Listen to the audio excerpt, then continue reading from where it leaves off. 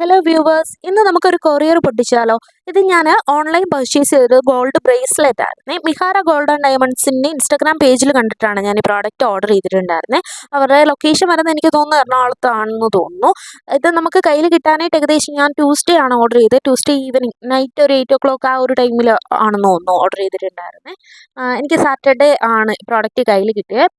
Post ഓഫീസിൽ നിന്നായിരുന്നു എനിക്ക് കൊറിയർ വന്നിട്ടുണ്ടായിരുന്നത്.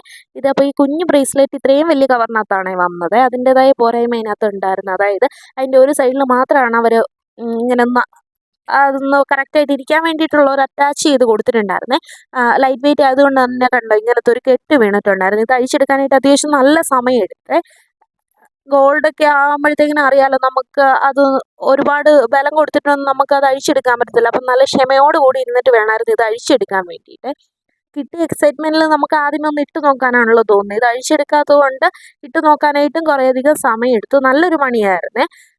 400 രൂപ ഏകദേശം കൊറിയർ ചാർജ് മാത്രം നമ്മൾ പേ ചെയ്തിട്ടുണ്ടായിരുന്നു ഈ ഒരു പ്രോഡക്റ്റ് അയക്കാൻ വേണ്ടിയിട്ട്.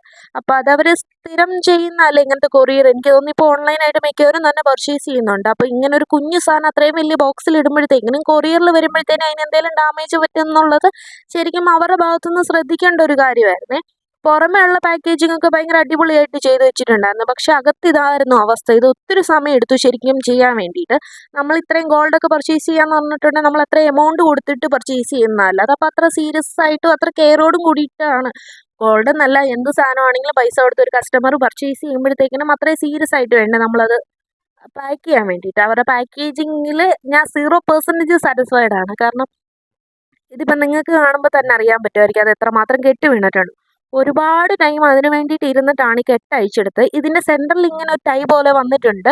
ഇതിന് കെട്ട് വീണതാണോ ഇതിൻ്റെ ഡിസൈൻ ഇങ്ങനെ ആണോ എന്നുള്ളത് ഒന്നും കൂടി നോക്കണം. കാര്യം വീഡിയോയിൽ കണ്ടപ്പോൾ അതവിടെ ഇങ്ങനെ കെട്ടുള്ളതായിട്ട് എനിക്ക് തോന്നിയില്ല. കാര്യം അതിനി അഴിക്കാനും പറ്റത്തില്ല.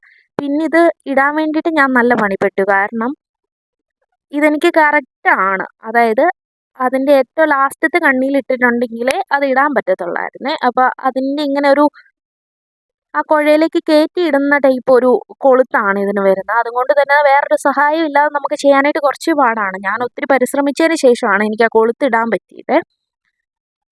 പിന്നെ അവരുടെ സർവീസും കാര്യങ്ങളൊക്കെ നോക്കുവാണെങ്കിൽ വലിയ കുഴപ്പമില്ലെന്നല്ല.